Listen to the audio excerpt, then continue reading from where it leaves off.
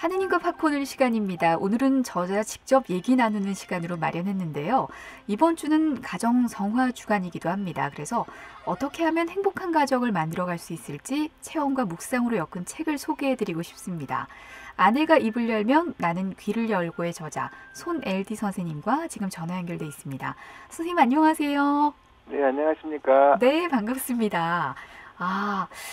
아내가 입을 열면 나는 귀를 열고 정말 그 남편으로서의 가장 아름다운 그런 자세를 보여주실 것 같은데요. 가정에 관련된 책을 쓰셨다고 알고 있거든요. 네. 근데 포콜날의 한국 가정 모임을 또 담당하셨다고 들었는데 네. 이 모임이 글을 쓰시게 된 동기하고 좀 연결이 될까요? 예.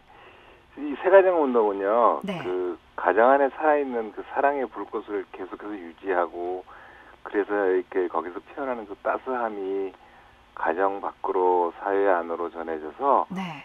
세상의 가정들을 새롭게 변화시키는 운동입니다. 네. 예, 근데 저희 부부는 한 2년 전에 건강이 많이 나빠졌기 때문에 네. 12년간 맡아오던 책임을 내려놓게 됐죠. 예, 그래서 제가 긴 세월 동안 제가 저희 가정에서 살아 움직이는 그 사랑의 불꽃이 꺼지지 않게 하려고 무던히도 노력을 했는데, 네. 이게 제가 해왔던 경험이 다른 분들한테 도움이 된다고 생각했고, 그래서 부끄러운 얘기들이지만 지난 가을에 아내가 입을 열면 나는 귀를 열고를 출간하게 되었습니다. 네. 네. 근데요. 네. 뭐 다들 이렇게 열심히 노력을 하시는데 이게 실천하기가 참 쉽지 않더라고요. 네. 그리고 이 책은 보니까 뭐 이렇게 하는 게 좋은 부부다 이렇게 얘기하시는 게 아니라 굉장히 선생님의 얘기를 많이 하셨더라고요. 예. 이 소설책 한 권을 써도 모자랄 만큼 연애를 하셨다 이렇게 책에도 적혀 있었거든요. 네. 그런데도 결혼하고 나서 싸울 일이 있으시던가요? 그럼요. 연애하는 거하고 한 가정을 이루어서 사는 거는 진짜 완전히 다르더라고요. 예. 만약에 뭐 예를 들면 영화관에서 예고편을 보고 이제 기대를 잔뜩 하고 영화를 보지만 네. 기대에 못 미칠 때가 있잖아요. 그렇죠. 네. 근데 그 연애할 때 꿈꾸었던 가정이 네. 진짜 우리는 이렇게 이루어지지가 않았거든요. 그래서 긴 세월에 거쳐서 실망도 했고, 네. 또 한동안 체념도 하고 살았던 적이 있었습니다. 네. 그렇지만 지금 요즘 최근에는 제가 연애할 때 꿈꾸었던 것보다도 훨씬 더 큰 정말 환상적인 그런 행복도 이루면서 살 수 있구나라고 이렇게 생각이 듭니다. 그런데 네. 사람들에게 제가 이런 얘기를 하면요. 네. 다른 세상 얘기처럼 믿으려고 하지 않아서 제가 없어서 안타깝습니다. 지금 이 말씀 듣는 저도 좀 안 믿어지거든요. 왜 이렇게 다들 그 꿈꾸던 결혼 생활과 다른 그런 삶을 살까 생각을 해보면 아무래도 상대 배우자에 대한 뭐 특별한 기대들이 있었기 때문이 아닐까 하는 생각도 들거든요. 네. 그 선생님께서도 그럼 아내에게 바라는 모습 이런 게 있었을까요? 그럼요. 제가 바랐던 아내는 코맹맹이 소리 잘하는 거 애교 많은 애인 같은 아내. 네. 내가 힘들면 이렇게 기댈 수 있는 든든한 누나 같은 아내. 예. 내가 뭘 잘못해도 너그럽게 용서해주고 또 잘 모르면 가르쳐주고 아플 때 머리를 이렇게 열이나 짚어봐주고 네. 필요한 걸 말만 하면 척척 해결해주는 한마디로 말하면 엄마 같은 아내. 네. 근데 여성분들한테 제가 이렇게 얘기하면 저보고 도둑님이래요. 네. 근데 네. 모든 남자들이 바라는 로망이 아니겠어요? 예, 참 애인 같은 아내, 누나 같은 아내, 엄마 같은 아내 이 모든 부분이 다 이렇게 합쳐져 있는 그런 아내를 원하신 거죠. 네. 예, 정말 나쁘시네요. 근데 모든 여자들도 또 남편에게 비슷한 모습을 기대를 할 거거든요. 그렇죠. 그러니까 이렇게 예. 서로가 이제 기대가 다르다 보니까 또 부부 싸움들을 하고 또 그러면서 화해를 하는데요. 그 책 전반을 쭉 살펴보니까 주로 남편인 선생님께서 좀 많이 잘못하고 사신 듯한 그런 느낌이 들더라고요.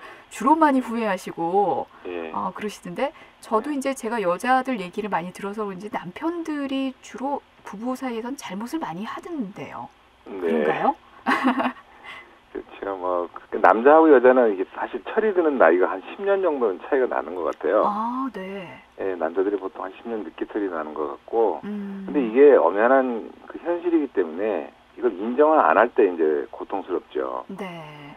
또 예를 들어서 부부가 어떤 갈등이 일어나면 네. 남자들은 아 이제 해야 될 일이 생겼구나라고 생각하고 일처럼 해결하려고 그러는데 네. 여자분들은 아 관계 개선이 잘못됐구나, 관계 개선이 필요하다라고 생각을 하거든요. 네. 그러니까 이 남자와 여자는 갈등을 바라보는 시각부터 달라요.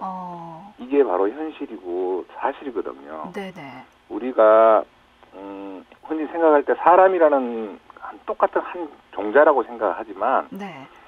정확히 말하면 남자라는 종자, 여자라는 종자는 씨앗부터 다른 종자라는 것을 인정해야 될 것 같아요. 아하. 네. 그래서 이제 다른 그 성이라고 이렇게 배려하고 이런 걸 잘 이렇게 존중해주고 해야 될 때 갈등이 줄어들거든요. 네. 좀 더 쉽게 말하고 싶어요. 그 5살짜리 어린애한테 50살 먹은 어른처럼 행동하라고 주문한다고 그래서 어린애가 어른처럼 행동할 수는 없잖아요. 그렇죠. 근데 남자가 여자한테 남자처럼 행동하라고 그러고 남자처럼 생각하라고 그러고 이렇게 주문하면 불가능하거든요. 마찬가지로 뭐 여자가 남자에게 주문한 것도 마찬가지죠. 네. 그래서 제 생각에는 그냥 주어지는 대로 네. 있는 그대로 인정하고 받아들이는 훈련이 필요하다는 생각이 들어요. 예.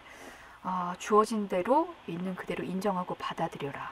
네. 참 좋은 말씀인데요. 좀 예를 들어서 한번 설명해 주세요.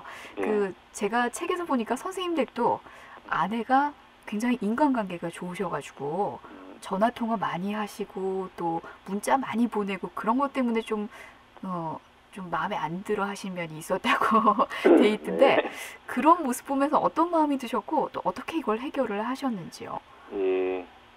통상 여자분들은 그 전화하면 뭐 보통 1시간, 2시간이잖아요. 아유, 그럼요. 네. 남자들은 1, 2분이면 다 끝나거든요. 근데 그 여자들은 워낙 그렇게 살아야 되는 사람이다라고 인정하면서부터 제가 이렇게 마음이 편해지기 시작했어요. 아, 원래는 여자들은 그런 거다라고 생각하면서부터. 네. 예를 들어서 이제 거실에 있는데 전화가 오면 제 네. 아내가 이제 무선 전화기를 들고 이렇게 안방으로 들어가요. 그러면 네. 제가 아내가 조금 더 이렇게 자유롭게 전화를 할 수 있도록 도와주기 위해서 이제 거실 쪽에서 방문을 이렇게 당겨줍니다. 그러면 방문이 따까닥 그러고 이렇게 잠기는 소리가 나거든요. 네. 딸깍 하는 소리에 아내는 진짜 이렇게 편안하게 마음을 먹고 자유롭게 하고 싶은 대로 이렇게 전화를 할 수 있게 되거든요.